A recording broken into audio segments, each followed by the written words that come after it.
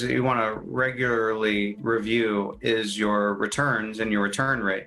And if you're merchant fulfilled, that's one specific place to go and look at product returns. And you also want to review all of your settings for returns for buyers to make it as easy as possible to get something returned. A lot of the time, sellers will put into place like restocking fees, which I think are great, but they're pretty unfriendly as far as the buyer experience. And so the more unfriendly it is, the more likely you are to incur some kind of a complaint. You want to make it as easy as possible for them to make that return, but there's also a place for you to be able to put instructions in with your product, especially if you're private label. You can control a lot more of the experience that a buyer has when they receive a product. And you can say, hey, if you have any trouble whatsoever with such and such an issue or this product or whatever, please get a hold of us. And in some ways, it makes a lot of sense to be in a much more touch with that buyer experience and to not assume that it's safe to outsource all of your customer service to FBA, because a lot of the time they just don't do a very good job. They might offer they don't necessarily have the ability to offer like a replacement per se. They might offer reimbursement or refund. Well, that's not necessarily what is the best solution for the buyer. And so and that's another thing, is if the buyer reaches out to you, if they give you the opportunity to fix it from a customer service perspective, you want to take that opportunity. You want to fix it. You want to give them as good of an experience as you possibly can, which of course, and then in turn, maybe eliminates the possibility of negative feedback or an A to Z claim. I mean, the worst thing ever is when a frustrated buyer shows up at Amazon and is talking to a representative, and the representative files an A to Z claim on behalf of the buyer. Well, you don't want to deal with that. It would be much better to just take care of the situation, whether a refund or a replacement or whatever, instead of an A to Z claim, which is going to count against you.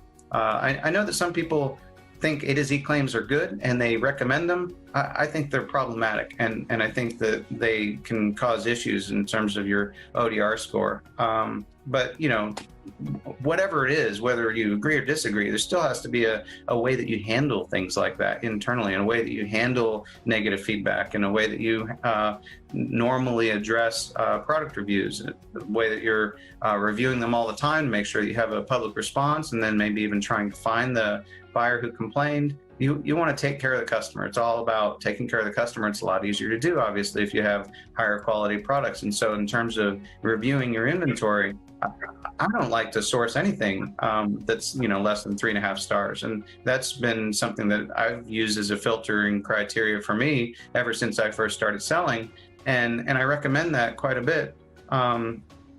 I don't want to deal with something where a buyer's going to be dissatisfied. So whether you're private label and you're designing your product or designing your packaging, or whether you're, RA, OA, wholesale, whatever it is, you want to avoid the things where buyers typically complain about a certain situation with the product. You want to take care of things like the product description to make sure that whatever you're listing is exact match against the product detail page. Just having buyers' expectations not be met is enough to cause them to complain. And so you should be regularly monitoring that.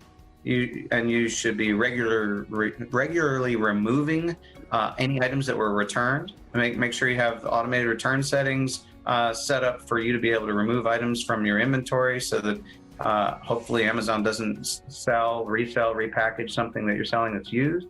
That's obviously a huge source of complaints, and it's a huge source of frustration. So if you can remove products as quickly as possible so they don't get put back in your inventory. It's hard to say how much that happens, but it does happen. And so anything you can do proactively to prevent that from happening is ideal. Hey, it's Ankita Patil here. Before you leave, make sure to subscribe to SellerApp's main YouTube channel, where we upload all things Amazon, expert tips, and some how-to guides that will make sure you're winning on Amazon. You will not get this anywhere else. Until the next time, happy selling.